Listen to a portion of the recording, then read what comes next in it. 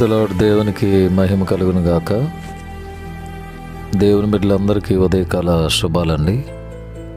దేవుడు మనందరిని ప్రేమించి మరి ఒక నూతన దినం డిసెంబర్ మాసంలో 15వ తారీఖు ఆదివారం.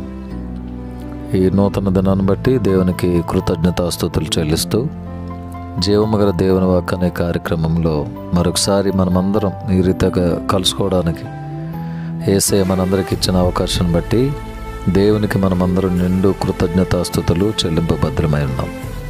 ఈరోజు దేవుడు మనకిస్తున్న వాగ్దానం దినవృత్తాంతములు 2వ గ్రంథం 19వ అధ్యాయము 11వ వచనం. ధైర్యము వహించుడి, మేలు చేయుటకై యెహోవా మీతో కూడా ఉండును. ధైర్యము వహించుడి, మేలు చేయుటకై యెహోవా మీతో కూడా ఉండును. బిడ్డలారా, చక్కటి వాగ్దానం దేవుడు మనకిస్తున్నారు.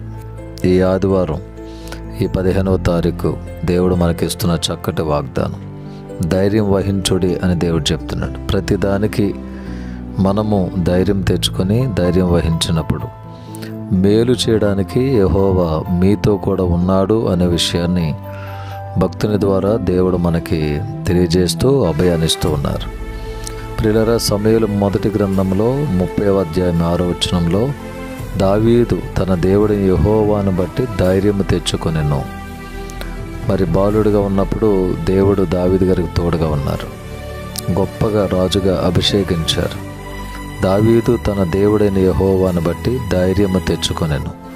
ఈరోజు ఈ వాగ్దానం ఎత్తిపట్టి ప్రార్థిస్తూ నీవు నేను మనమందరం కూడా ధైర్యము వహించి దేవుడు మేలు చేస్తున్నాడు అనని, మేలు చేయుటకై ఆయన మనతో కూడా ఉన్నాడని విశ్వసించి విశ్వాసయాత్రలో మనం ముందుకు సాగిపోతాం.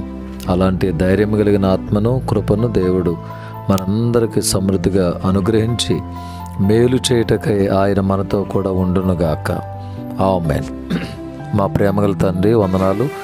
ఈ పునరుద్ధానపు దీవెనలు మా అందరికి దయచేయండి. ఈ నూతన దినాన్ని బట్టి మీ స్తోత్రాలు ఆయన. ఈ దినము చేయుచున్న ప్రతి పనిని, ప్రయాణమును ఆశీర్వదించండి. మేమందరం సంతోషంతో మీ సన్నిధిలో ఆనందించడానికి కృప అనుగ్రహిస్తున్నందుకే స్తోత్రములు. పునరుద్ధానపు దీవెనలు బిడ్డలందరికీ దయచేయండి. యేసయ్య నామములో ప్రార్థిస్తున్నాము తండ్రి. ఆమేన్. తండ్రి, కుమారుడు, పరిశుద్ధాత్మ త్రియేక దేవుని దీవెనలు సదాకాలం మనందరికీ తోడే ఉండునుగాక. ఆమేన్. May God bless you all. May God bless our India.